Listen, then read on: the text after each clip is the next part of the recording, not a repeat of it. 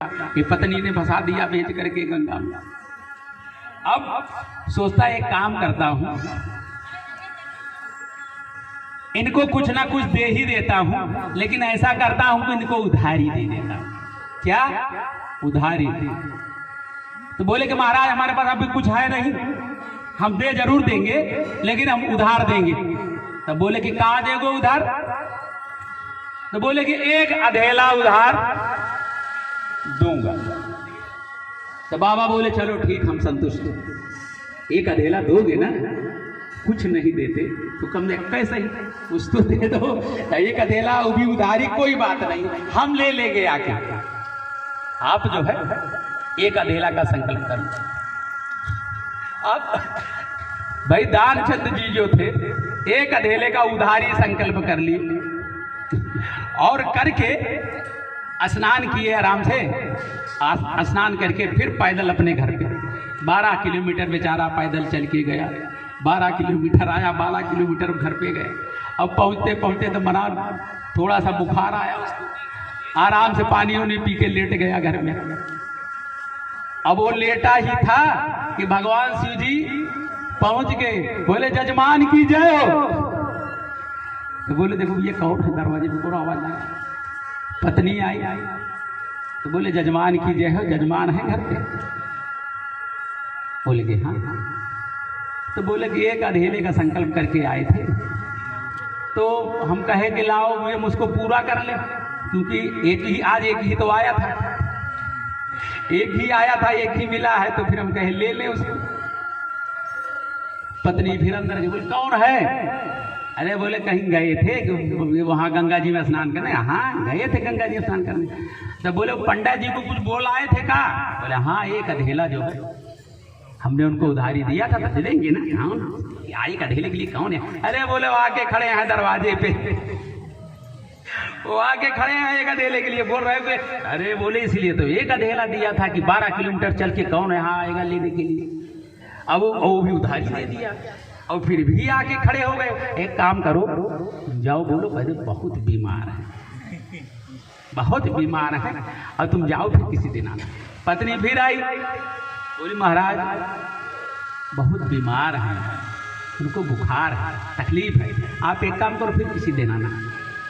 बोले पंडा महाराज भगवान शिव जी कहने लगे अरे देवी जजमान हमारा बीमार हो और हम छोड़ के चले जाएं, ऐसा हो सकता है? छोड़ो, तुम सब इंतजाम करो, सीधा पिसान लाओ, लक्कड़ पकड़ सब हम चालू करेंगे, यही बनाए खाए। जब तक जजमान ठीक नहीं होंगे हम संकल्प पढ़ेंगे, दुआ पढ़ेंगे उनके लिए, प्रार्थना करेंगे भगवान से। जब वो ठीक हो जाएंगे तब हम जाएंगे। बड़े चक्कर में पड़ी थी।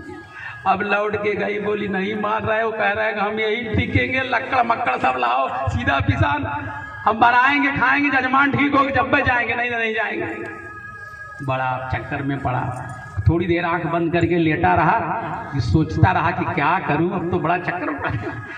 अब फिर दिमाग लगाया, कहने लगा एक काम करो, जाके बोले दो कि मर गए, खत्म हो गए, तुम जाओ फिर किसी दिन आना।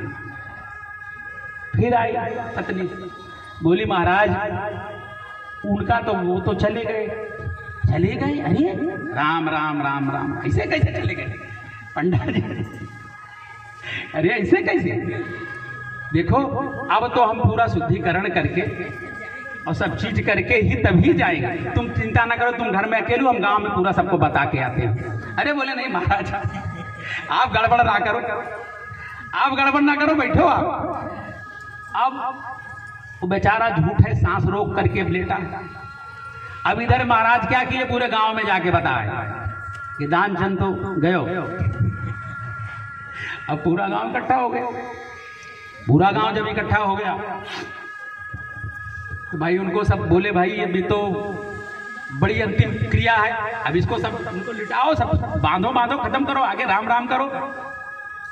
अब मेहरारू बड़ी चक्कर, मेहरारू असली बात रो, उसको तो पता है कौन क्या हालत है। और रोएगा, अरे नहीं ऐसे कैसे, अरे वो जिंदा है। बोले बावरी हो गई है बेचारी लगता है योग में, जाने दो। अरे भैया जल्दी करो। अब वो सांस लपेटे बैठा, सांस बंद की, सांस खोले नहीं रहा। एक सांस खोल दे, अधेला चला जा। बड़े चक्कर में पड़ा भाई। अब पूरे गांव वाले उसको बांध बूंद के लपेटे, सब चीज सेट करके रेडी करके उठा लिए उसको ले जाने के लिए। वो सांस अपनी छोड़ नहीं रहा है बहुत। अब इधर पत्नी फिर चिल्ला रहे, भैया जिंदा उनका न ले जाओ। अरे बोले जैसे होता है स्थिति, चलो चलो लेके चलो। वो इधर चिल्ला रही है, कोई सुनने को तैयार नहीं। अब स्थिति ऐसी है घर की कि अब इसमें 3 लोग जान रहे हैं, बाबा जी जान रहे हैं, पंडा जी महाराज की क्या असली बात है वो जान रही है, और एक दानचंद जी महाराज जान रहे हैं, बाकी किसी को कुछ पता नहीं। अब ले जाए इनको लिटा दिए। अगली जनानी की नौबत आई। भगवान बोले शिव शंकर की, भाई ऐसा चेला तो मैंने जिंदगी में पहली ही बार देखा है और कभी मैंने देखा ही नहीं कि एक अधेले के लिए ये जान देने को तैयार है। तो बोले भाई अब तो अंतिम क्रिया करनी पड़ेगी। तो बाबा बोले शिव देखो हम इनके यजमान हैं, हम इनके कान में जो है अंतिम समय में कुछ फूंकेंगे, तब जो कुछ करना कीजिए। बाबा गए कान में, धीरे से बोले। क्या बोले बाबा कि देख तू आधे अधेले के लिए जल जाएगा, एक अधेले के लिए दे दे। पत्नी भी तेरी 100 बार बोली थी दे दो, आधे अधेले के लिए सब ना करो, नहीं माने तुम तो एक अधेले के लिए ना जल। तो बोले कि कौन बोल रहे हैं? तो बोले हम भगवान शिव बोल रहे हैं। फटक है, आंख खोल के खड़ा हो गए। जब आंख खोला तो वही पंडा सामने दिखा। फिर झट से आंख बंद कर लिया, फिर झट से आंख बंद कर लिया। बोला शिव कहाँ है? तो वही पंडा है, मांग रहा है, दूसरा तो कोई है ही नहीं। फिर भगवान बोले कान में कि मैं शिव हूं। तो कहने लगा वो, जब कान में बोल ही रहे थे तो धीरे से बोला।